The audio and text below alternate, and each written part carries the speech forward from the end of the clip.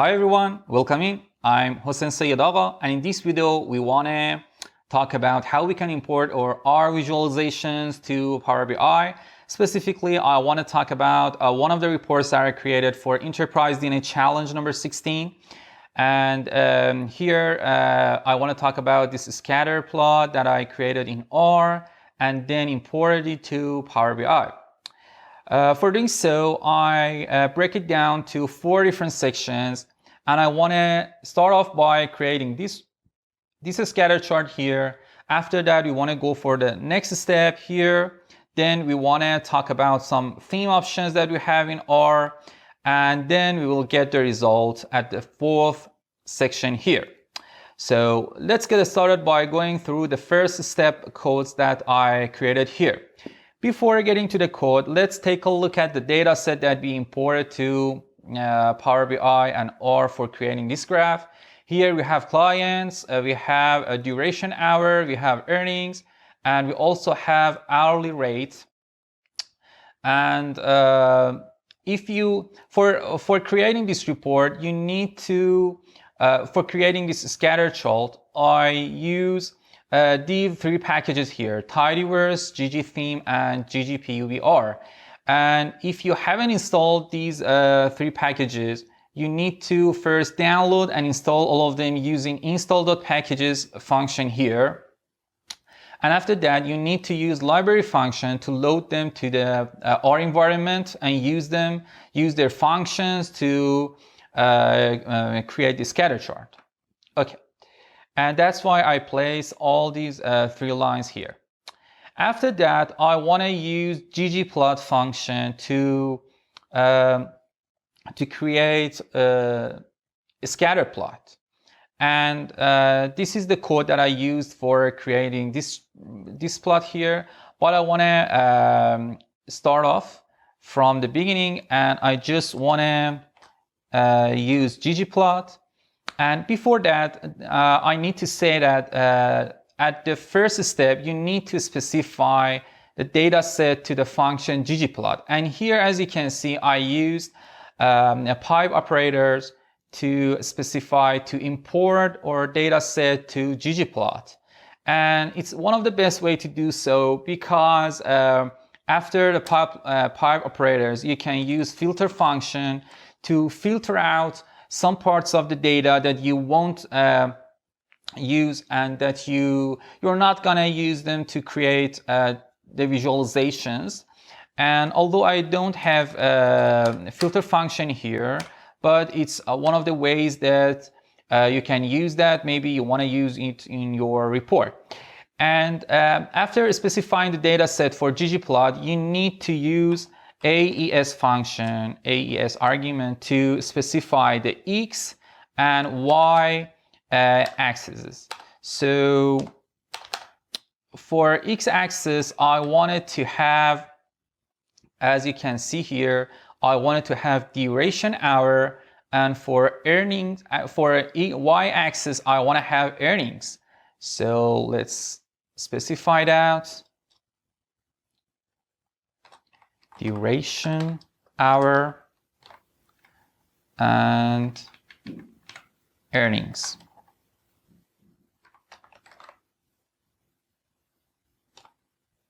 And that's it. So by clicking on this icon here for running the R code, you will see the result. Yes, that's it. That's what you get. You only get the x-axis with the name of the variable that you wanted to use, duration hour, and earnings for the y-axis.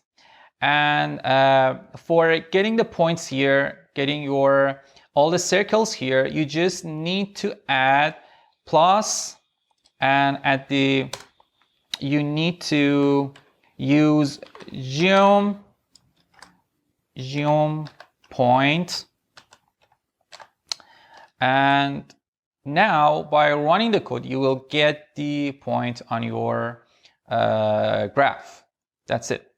Here you have other options. For example, you can change the size of the points by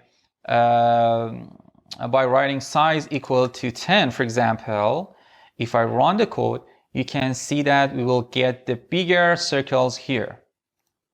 If I want to change the shape of the circles, I can use shape equal to, for example, a square.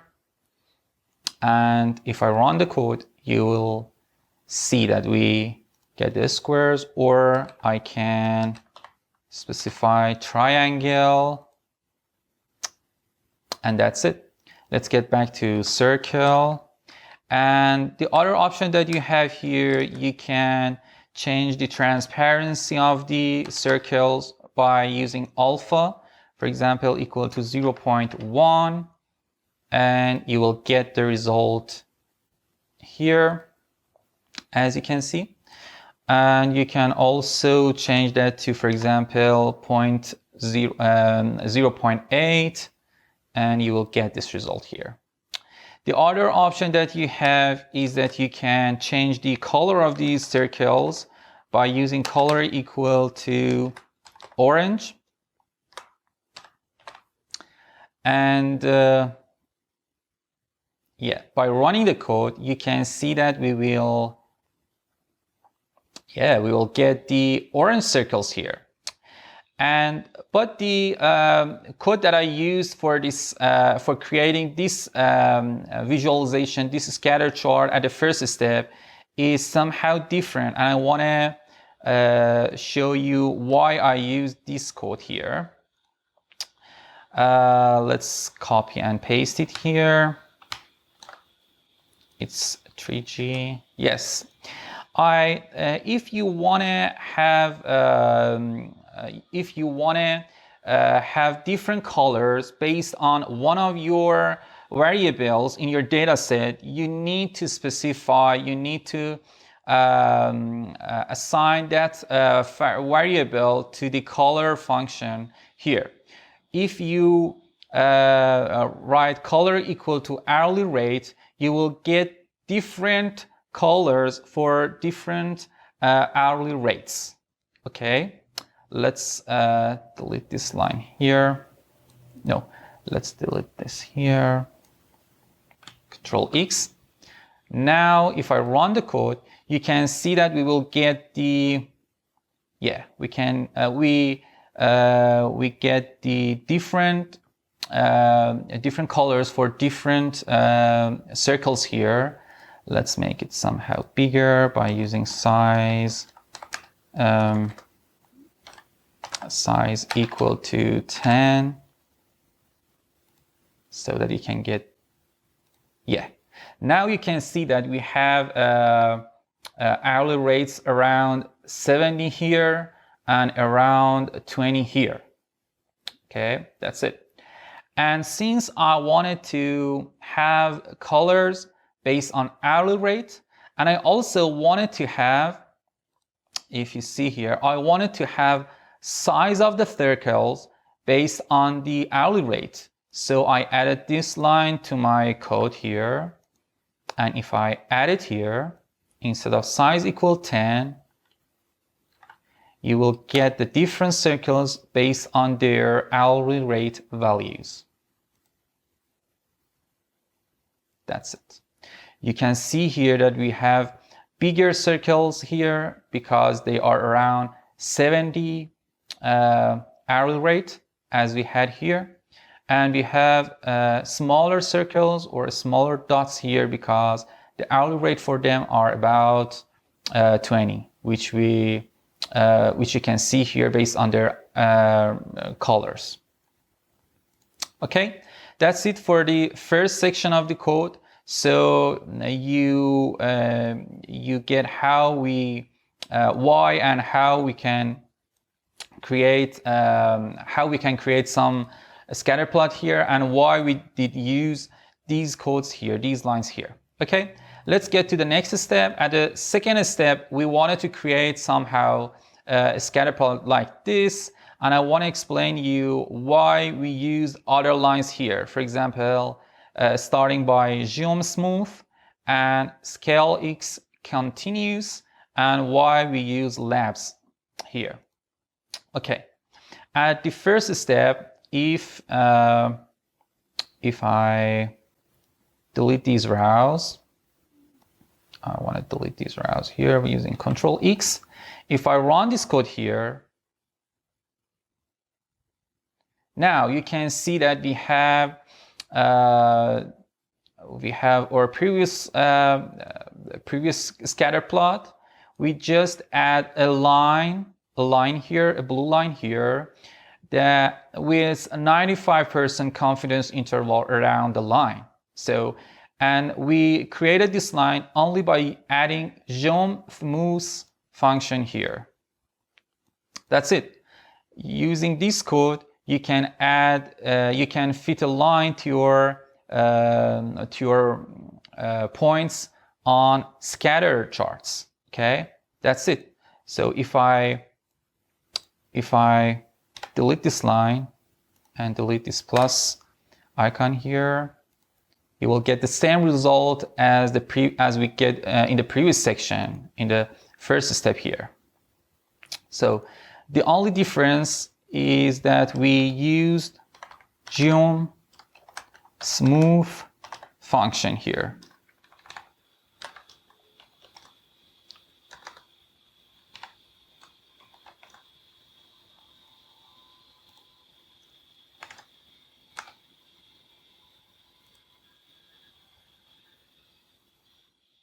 That's it. Now you can see that you will get the scatter plot with this line fitted to the data along with the 95% confidence interval. And if we add other lines, these two lines are for specifying the scale of the X and Y axis. For example, since I didn't want to change the scale of X axis, I didn't use anything in the parentheses for scale X continuous. And since I wanted to transform Y-axis data to change it to logarithmic scale, I use trans equal log 10. So by using this code, you will get the Y-axis results logarithmically. So if I delete these two rows, we just added these two lines here, and we want to see what will be the result. Okay, now you can see that it changed the y-axis logarithmically. So now these amounts are the logarithm of the amounts of the original amounts for y-axis. Okay, at the next step, I want to add two rows for labs, and I want to tell you why I add these two rows, or only one row if I place it there. As you can see in the original report, I add this duration and logarithm of revenue. These are two buttons. I just add buttons to show the title for X and Y axis. So I want to remove the titles for X and Y for the original scatter plot that I created. Okay, that's why I used those two lines to remove the title of X and Y axis. If I delete these rows and run the code, you can see that we will get the titles for those two axes. And if I add the rows, you can see that it will remove the title for X and Y axis. Okay, that's it for the second step. At the third step, we want to talk about how we can use theme function here to do some formatting to the scatter plot. Okay, let's make it to be at the same as the original report. That's it. Control C, and Control V here. Okay. Okay. After removing the X and Y axis titles, I used theme function to do some formatting for the chart. You know, I used panel.grid.major.x option to do some formatting for the grid lines here. As you can see, we have options for major grid lines for x-axis, minor grid lines for x-axis, major and minor grid lines for y-axis. So as you can see here, I specified the line type equal dashed for major x grid lines and make them to be gray. And here I just wanted to, I didn't want to have minor grid lines for x-axis and also for y-axis. So I used element blank for removing the minor x-axis. If I type here line instead of blank, I type here line, you can see that we will get the minor x-axis. Let's run the code. That's it. You can see that we will get these solid lines for minor grid lines for x-axis. Now I want to change it to be blank. And let's say you want to have black grid lines. You just need to specify the color here, or that's it. You will get the black grid lines for x-axis.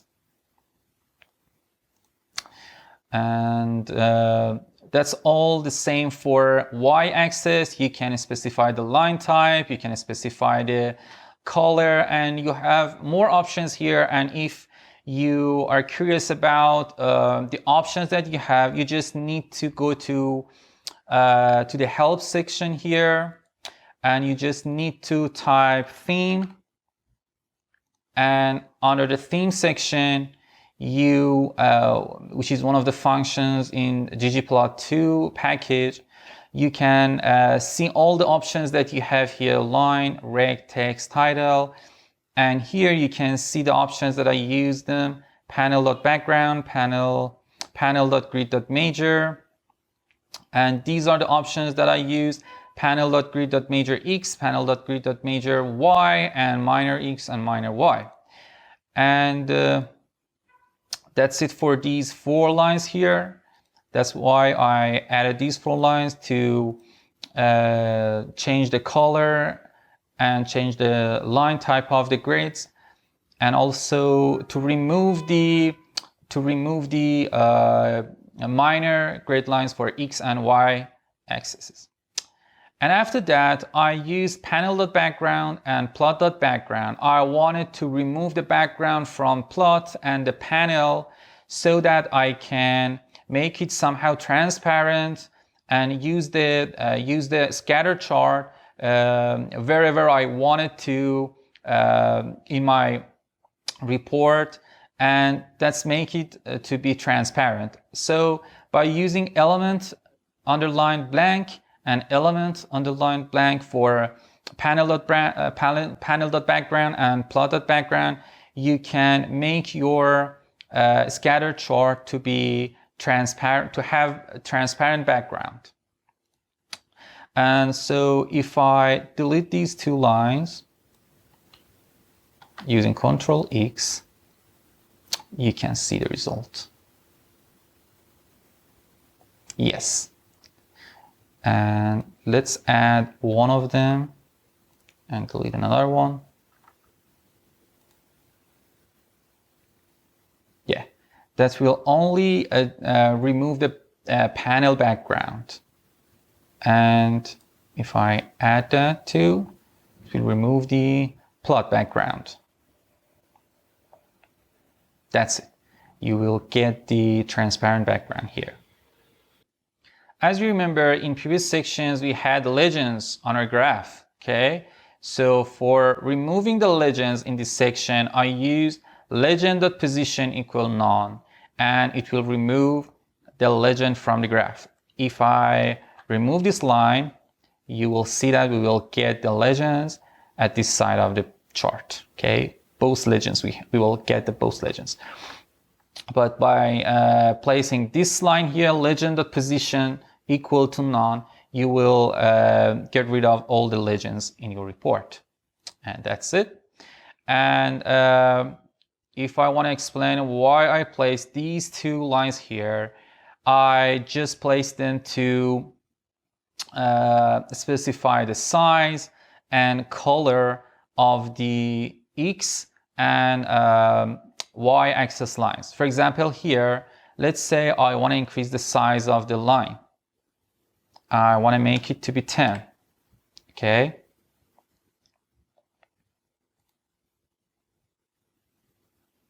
Now you see that we have more thicker, yeah, we have thicker lines here. And if I want to make it 1, you will see the result. I can also change the color of these lines to be black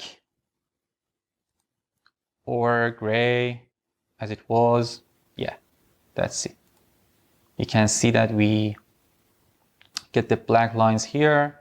We can also, let's make gray. We can also change the size and color for the texts, for the numbers that we have for x-axis and y-axis. Let's make them to be black and increase their size so that you can see what will be the result. Okay, that's it. So I think 10 is okay. Also, I want to change it. I want to change it. For example, let's say I want them to be white.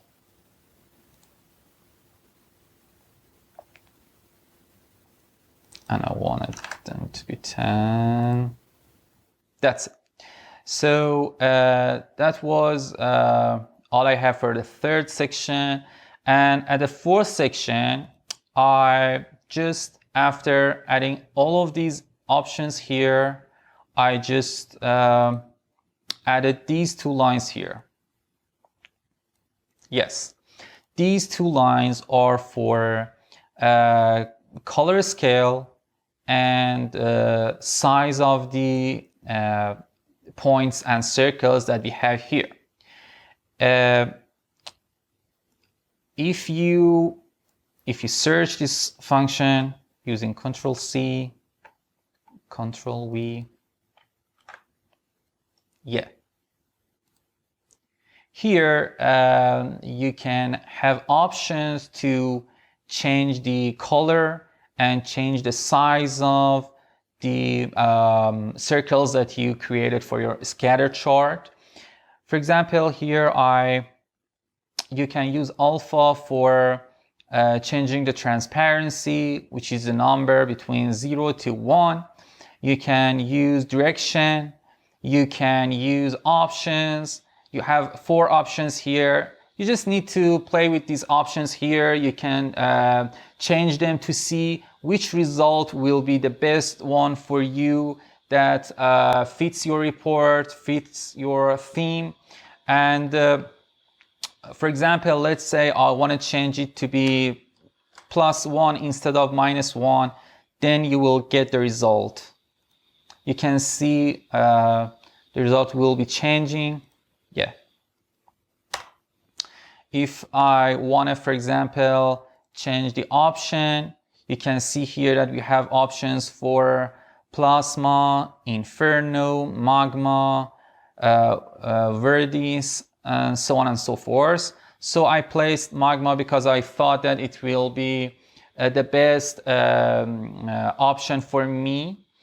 And for the other line, it helps you scale, size, continuous, helps you to change the size of the circles here. For example, let's say we want to have circles from 10 to 50.